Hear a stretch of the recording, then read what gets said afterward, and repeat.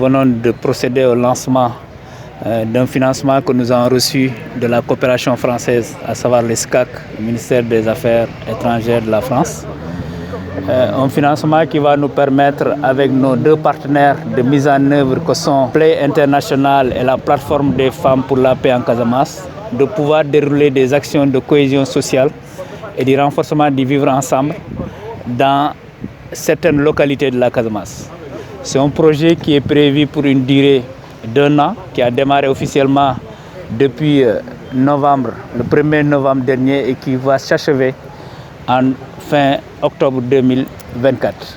Et nous voulons, à travers ce financement, s'investir dans 10 localités des départements de Ziguinchor et de Sédhiou, répartis dans 5 communes, pour pouvoir effectivement accompagner des populations dans ce retour des communautés dans leur localité, surtout sur son aspect cohésion sociale et du renforcement du vivre ensemble.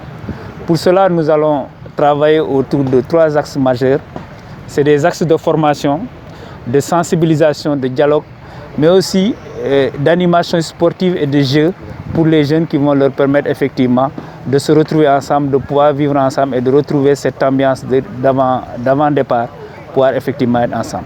Ce qu'il faut dire, c'est que nous ciblons, en tout cas dans ces localités que nous visons, une large majorité de jeunes, parce qu'on sait à travers le sport, les gens pourront vraiment se retrouver ensemble, et on sait que est une force de cohésion et vraiment de retrouvailles entre des populations, mais aussi populations d'un même village, mais aussi populations avec d'autres villages, entre villages. Je voudrais dire aussi que grâce à l'accompagnement de la plateforme des femmes, nous allons booster ce leadership féminin, parce que nous pensons qu'aujourd'hui, c'est des localités à majorité, il y a beaucoup de femmes qui sont revenues, et nous savons tout le rôle extrêmement important que les femmes jouent dans un peu cette ambiance des villages qui permettent un peu aux communautés de vivre dans une paix durable, mais aussi de pouvoir aussi remettre en place un sentiment d'appartenance, mais aussi, disons, de travail. Et tout ça est sous-tendu par tout le travail que nous faisons sur la sécurité. Il faut dire qu'aujourd'hui, nous avons accompagné à faire le déminage, nous avons accompagné à l'éducation au risque. Si les gens se reviennent, il faut les accompagner pour qu'effectivement qu'ils puissent vivre ensemble, mais aussi les accompagner pour qu'ils retrouvent une dynamique économique qui leur permet effectivement de vivre dans des conditions durables. Je ne dirais pas en termes de famille, mais en tout cas, nous comptons toucher directement 2040 personnes dans ces 10 localités. Et parmi, ce sera une parité totale. Nous voulons toucher femmes et 1020 hommes.